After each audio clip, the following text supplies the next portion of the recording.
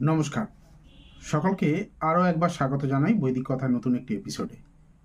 আমি জ্যোতিষী ডক্টর শুভঙ্কর আচার্য। প্রতিবারের ন্যায় এবারেও কিন্তু মান্থলি রাশিফল নিয়ে আমি চলে এসেছি আপনাদের নতুন একটা ভিডিও নিয়ে।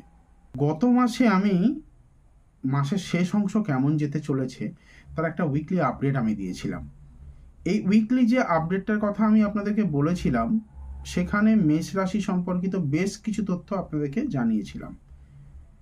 মাস পরিবর্তন হয়ে যাচ্ছে, অর্থাৎ জুলাই শেষ করে অগাস্টে প্রবেশ করছেন।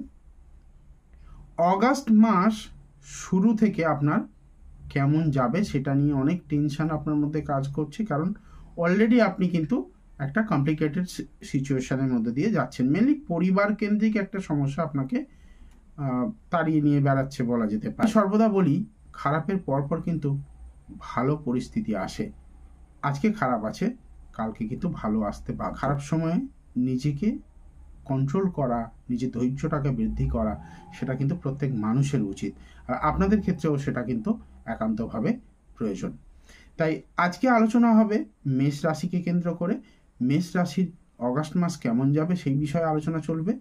শুরু করার আগে সবাইকে অনুরোধ করব, অবশ্যই চ্যানেলটিকে সাবস্ক্রাইব করে এগিয়ে নিয়ে যাওয়ার জন্য।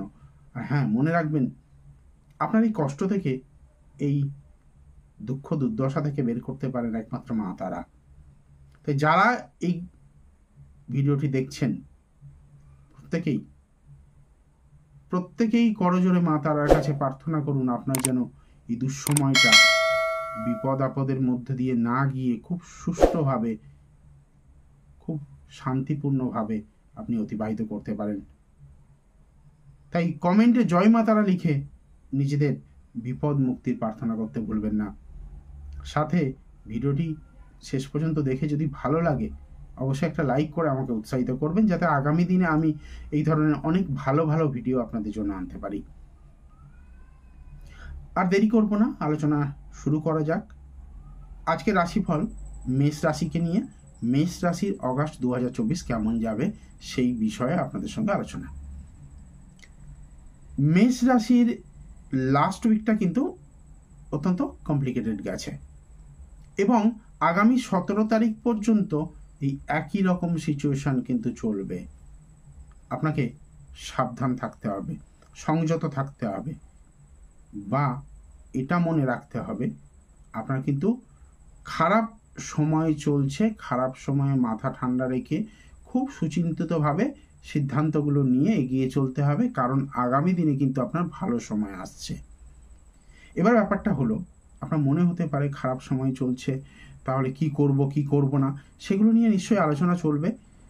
আমি আগে আপনাদেরকে সাবধান বাণী বা সাবধান করে দিই যে কোন কোন ক্ষেত্রে আপনার সাবধানতা অবলম্বন করতে হবে। অনেকে কমেন্ট করছেন নেগেটিভ প্রেডিকশন করছি বা নেগেটিভ কথা বলছি।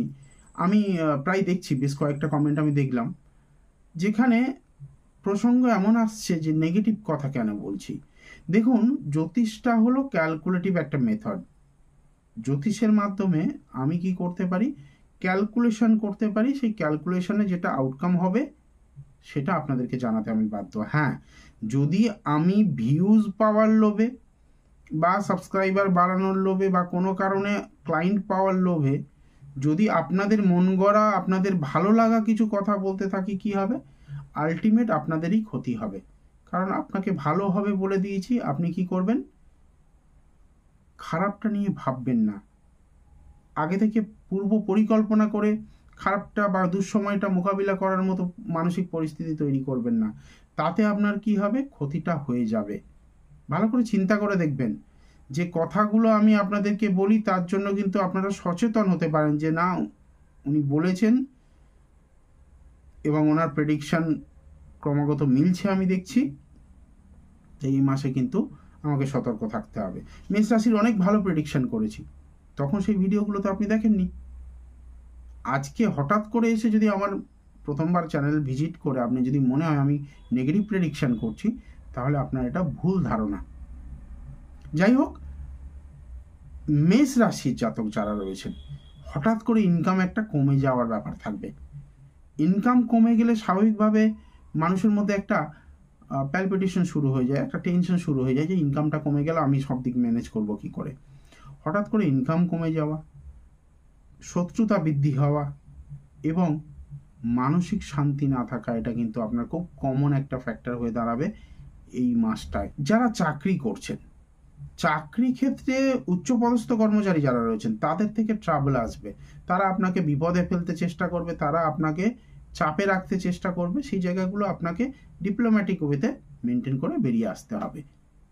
এবং এই যে মানসিক চাপ বা এই যে মানসিক একটা অস্থিরতা, এর থেকে আপনি কিন্তু শান্তি খোঁজার জন্য বা বিপদ মুক্তির জন্য হঠাৎ করে কি করবেন, কোনো এক্সট্রা ম্যারিটাল অ্যাফেয়ার বা কোনো ইললিগাল রিলেশনের মধ্যে জড়িয়ে যাওয়া বা নতুন কোনো প্রেমজ সম্পর্কের মধ্যে জড়িয়ে গিয়ে সেখানে বদনাম আসা, সম্মানহানি হওয়া এবং অযথা অপ্রীতিকর পরিস্থিতির সৃষ্টি হওয়া। আমি আবারও বলছি, অযথা অপ্রীতিকর পরিস্থিতির সৃষ্টি হওয়া, এমনকি সেটা আইনত গোলযোগ হতে পারে, কোনো রকম লিগ্যাল ইস্যুর জন্য আপনার মান সম্মান হানি পর্যন্ত হতে পারে। এই ঘটনাগুলো কিন্তু আপনার জীবনে আসতে পারে। তাই খুব সাবধান, কোনো রকম ইলিগাল রিলেশনে যাওয়ার দরকার নেই এই মাসে। কোনো সম্পর্ক যদি থেকে থাকে সেখান থেকে বেরিয়ে আসার চেষ্টা করুন, অথবা সেটাকে কিছুদিনের জন্য পোস্টপোন করুন। আমি বলছি না এটা করা খুব ভালো, তবুও যদি আপনি আমার কথা না মানেন তাহলে বলবো সেটাকে কিছুদিনের জন্য পোস্টপোন করার চেষ্টা করুন, একটু ডিস্টেন্স মেনটেন করুন। আপনার সন্তানদের কথায় এতক্ষণ আপনি শুনলেন কেরিয়ার, অফিস, শত্রু বা কোনো রিলেশনশিপ, সেগুলো নিয়ে। যাদের সন্তান রয়েছে, সন্তানরা কিন্তু অবাধ্য হবেন এই মাসে। এমন কিছু কাজকর্মের সঙ্গে জড়িয়ে পড়তে পারে যাদের জন্য আপনার টেনশন বৃদ্ধি হবে, আপনার বদনাম আসবে। সন্তানদের কারণে আপনার কিন্তু সমস্যায় পড়তে হবে। যে ঘটনাগুলো আপনাদেরকে বললাম, এগুলো 17 তারিখ পর্যন্ত অত্যাধিক প্রবল হারে আপনি কিন্তু দেখতে পাবেন। 17 তারিখের পরে থেকে কিছুটা রিডিউস হতে শুরু করবে। তবে 17 তারিখের পরে থেকে কিন্তু পরিস্থিতি একটু একটু করে উন্নতি হলেও মানসিক চাপটা কমবে না। এবার আসি একটু পরিবারের দিকে। পরিবারের মধ্যে কিন্তু সম্পত্তি নিয়ে বা পারিবারিক যে প্রপার্টি, সেই প্রপার্টি নিয়ে নিজেদের মধ্যে একটু দ্বন্দ্ব, ঝগড়াঝাটি, অশান্তির সৃষ্টি হতে পারে। বাবার সঙ্গে মতপার্থক্য হতে পারে, বাবার সঙ্গে মতপার্থক্য হয়ে পরিস্থিতি চরমে উঠতে পারে। কিছুদিনের জন্য আপনাকে বাড়ি ত্যাগ করে দূরে কোথাও থাকতে হতে পারে। এইরকম পরিস্থিতি সব আপনার জীবনে আসতে চলেছে এই মাসে। বাড়ির মহিলা সদস্য যারা রয়েছেন তাদের জন্য সময়টা খুব টাফ হতে চলেছে। শারীরিক অসুস্থতা আসা বা কোনো কারণে হয়তো দেখা যাচ্ছে তাদের শারীরিক অসুস্থতাজনিত কারণে আপনার অর্থ ক্ষতি হওয়া, মানে অর্থ ব্যয় হওয়া, এবং হঠাৎ করে কারো অ্যাক্সিডেন্ট হয়ে বড়সড় ক্ষতির সম্মুখীন হওয়া, সেটা কিন্তু এই মাসে একটা ইন্ডিকেশন রয়েছে। পরিবারের লোকজনকে আপনাকে একটু হলেও সতর্ক করে রাখতে হবে, একটু সাবধানে চলাফেরা করতে হবে, কারণ মহিলা সদস্য যারা রয়েছেন তাদের জীবনে শারীরিক অসুস্থতার সঙ্গে সঙ্গে অ্যাক্সিডেন্টের মতো ভয়ঙ্কর পরিস্থিতি কিন্তু আসতে পারে। মেষ রাশির জাতক যারা, তাদের জন্য বললাম এই সাবধানতাগুলো অবলম্বন করতে হবে। এবার বলে দিই একটা বিশেষ ক্রিয়া। আপনি যদি পুরুষ হন, মেষ রাশির জাতক যদি পুরুষ হন, অবশ্যই মঙ্গলবার থেকে শুরু করে প্রতিদিন হনুমান চালিসা পাঠ করা শুরু করুন। এই হনুমান চালিসা পাঠের জন্য কিন্তু আপনার প্রচণ্ড উপকার হবে। আপনি ভাবতে পারবেন না এই সমস্ত যে কুপ্রভাব, সেই কুপ্রভাবগুলো কিন্তু বলা যেতে পারে 60 to 70% কমে যেতে পারে। বাকিটা আপনার কর্মফল, সেটা মেনে নিতে হবে। কিন্তু আপনি অনেক অনেক উন্নতি পেতে পারেন এই ছোট্ট একটা কাজের জন্য। আপনি হনুমান চালিসা জপ করতে শুরু করুন, আগামী মঙ্গলবার থেকে কন্টিনিউয়াস জপ করতে শুরু করুন। এবার যারা স্ত্রী জাতক রয়েছেন, স্ত্রী জাতকদের ক্ষেত্রে হনুমানজির আরাধনা করা, সেখানে একটা বাধ্যবাধকতা রয়েছে। সেটা আরাধনা করা যায় একটা বিশেষ পদ্ধতিতে, সেই পদ্ধতির মধ্যে আমি না গিয়ে আপনাকে অল্টারনেটিভ উপায় আমি বলে দিচ্ছি। সরাসরি রুদ্রদেবকে আপনি আরাধনা করতে পারেন, ভগবান শিবকে আরাধনা করতে পারেন। ওম নমঃ শিবায় এই মন্ত্রটা রাত্রি 10টার পরে যে কোনো সময় আপনি বসে 108 বার রুদ্রাক্ষের মালায় জপ করতে পারেন। এটা যদি আপনি মোটামুটিভাবে নিয়মিত করেন, আমি এটুকু অ্যাসিওরেন্স দিতে পারি এই দুঃসময়টা অনেকটা রিডিউস হতে পারে, আপনার কষ্ট অনেকটা লাঘব হতে পারে।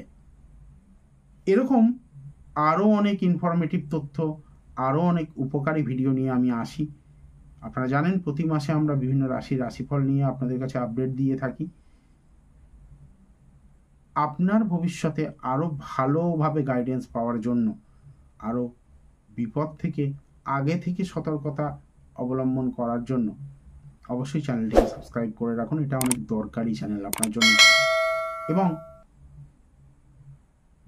ভালো লাগলে অবশ্যই একটা লাইক করে আমাকে উৎসাহিত করতে ভুলবেন না, যাতে আগামী দিনে আরও ভালো ভালো ভিডিও আপনাদের জন্য আনতে পারি। এবং পরিশেষে বলি, জয় মা তারা কমেন্টে অবশ্যই লিখে যাবেন।